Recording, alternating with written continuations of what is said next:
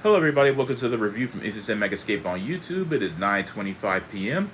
I just finished watching Halloween Ends. Just came home not too long ago. Figured I'd go ahead and sit down and give you my thoughts as to what I experienced regarding this film. As per usual, it's going to be spoiler free. Now, let's go ahead and get into the details of this review, and I'll let you know exactly what I thought of it. Halloween Ends is set within the structure of the timeline of Night Halloween, the classic 1978 film, Halloween 2018, Halloween Kills, and of course Halloween Ends. Those are the only four films within the franchise of this timeline that you need to watch in order to understand what is happening on the screen. Halloween Ends is taking place a few years after Halloween Kills, where the city town of Haddonfield is attempting to move on from the carnage and the mistake that Michael Myers has brought upon them. And you have Laurie Strode, who is attempting to very much do the same thing in terms of buying herself a house, uh, building much more stronger relationships with family and friends. And you have this new character in the form of Corey, who was introduced within the story. And all of a sudden, something very horrific happens in the beginning of the film that is very much a callback in a different subtle fashion to the first film that brings everything as far as chaos and mysteriousness is concerned back into Haddonfield. Given that I have read and listened to a lot of the comments pertaining this film and how it's split as far as your hardcore fan base is concerned, and then of course the general audience, I'm going to give you my opinion, and it's my honest assessment too. I don't want anyone to think that I'm attempting to force anything upon them or make it seem like that what I'm stating is the absolute gospel, because everyone is different, and when we have individuals that have different tastes coming into the picture, or maybe expectations were met, they feel as if they want to go ahead and say it, and they do say it, and then you have individuals who take it the wrong way and they get upset and everyone's getting emotional, and that's not necessary. So everyone needs to understand that we all different, and maybe just because I may like something or love something does not mean that the next person is going to. You just have to accept it for what it is, and what makes us unique and special is the fact that we're different. So let's go ahead and just accept one another and just enjoy the concept and enjoy the material that has been, very, very high quality within the year 2022. Uh, Halloween Ends is a very different type of horror film. We have been much more accustomed to uh, the franchise of Halloween being much more in your face and brutal and bloody and violent and knowing what to expect. And maybe at times when it comes to whether it's a horror film or a Marvel or DC, our expectations are at such a unrealistic level that when they're not met, when something happens that's not to our liking, we feel disappointed as if that we were misled. The director of Halloween Ends flat out admitted that this film was much more of a coming of age and more intimate rather than what came before. And you see it within the structure of the storyline and the character development. And that's what I will say that I did enjoy about the film. I love that it was different. I love that it did not stay within a specific formula. I love that it focused more on characters. In my opinion, it's much more in line with the 1978 film rather than anything else. Because when you think about it, the 1978 film, for as wonderful a horror film as it is, I mean, it is my favorite horror film of all time. You really didn't see a lot of Michael Myers. It was all about the atmosphere, the suspense, and the carnage, rather than the blood and the guts and the gore and everything that's associated with the majority of these horror films these days, and even in the past. That is what makes it such a special film, is the fact that you do not necessarily need a lot of blood and guts for 2.5 hours in order to keep you entertained. You need a very viable and interesting story that keeps you cinematically and emotionally engaged, not only with what is about to occur, but with the characters as well. And given that he admitted, it's a coming of age, much more intimate story, I felt that, and I recognized it immediately once I heard the opening credits and the song that was introduced within it.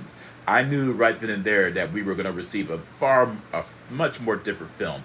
And once the beginning occurs, and it was so unexpected and yet different, that I appreciated that much more, and that's what sold me on the concept. I loved every single second of this film, and I'm always the type of person who is willing to accept any and all forms of different mediums within our entertainment realm.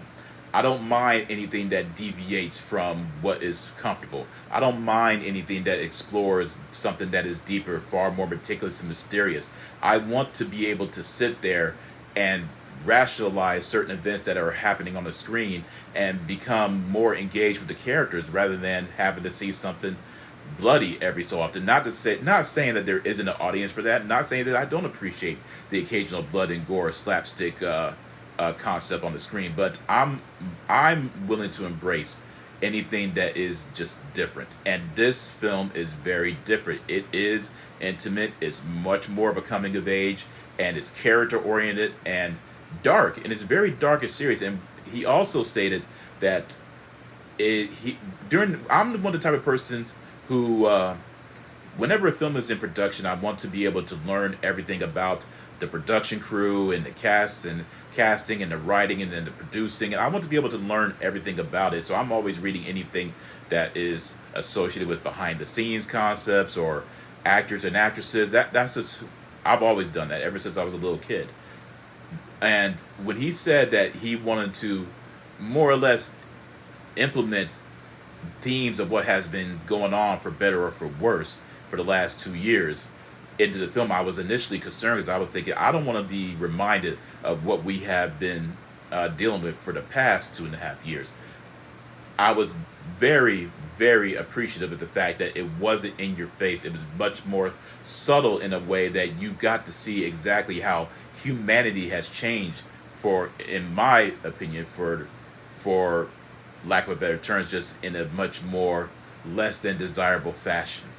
And I love that. I love the fact that it's explored the fact that the atrocity of evil that is within everybody. Some have a better handle of being able to control it, while others cannot, and they act out in an aggressive and unforgiving manner. And I loved what this film did. It's very meticulously put together. The writing is on point. The acting is on point. I thought Jamie Lee Curtis did such a marvelous job in her reprisal of Laurie Strode.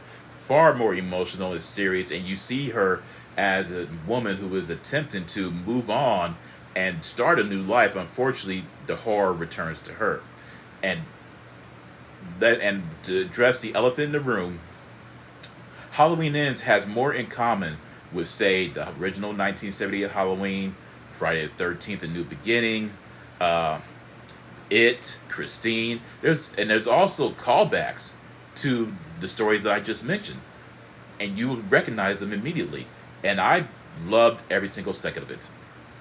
It met my expectations, and that's all I can say about that. The score that John Carpenter created, of course, is an iconic score. James Jude Courtney does an amazing job as Michael Myers. I mean, he's a wonderful replacement for Nick Castle, just perfect all across the board. And once again, I'm going to say, you do not see a lot of Michael. You really don't. But that's what makes it special, too. As I said, it's much more in line with the 1978 classic than anything else. And if I had to make a choice, when it comes right down to it, and I am going to make a choice, I put it up there, for me personally, tied with the 1978 film. And that's just my opinion. And I'm sure that there's going to be plenty of people who disagree with me on that. And, and that's okay, too. But overall, I enjoyed it. I do recommend it. It's not for children. It is once the violence happens, it's never ending and it's nonstop and it is very much brutal. Once again, do not expect anything like 2018 Halloween or Halloween Kills, because you are not going to get it. If you were going in expecting those type of films, you will be disappointed. However, if you are interested in something that is going to be different and challenge your perception on the character of Michael, while also making you question exactly the evil essence within humanity, this film is for you. And that's what I will say about that. At the end, I'm going to go ahead and give Halloween Ends a 2 thumbs up, a 10 out of 10. Just my opinion. Let me know in the comment section what you thought about it, or let me know on my Facebook. And if you're interested, please feel free to join my Discord. Next review is going to be Black Adam, and I hope to see you again, my friends. Take care, and peace out.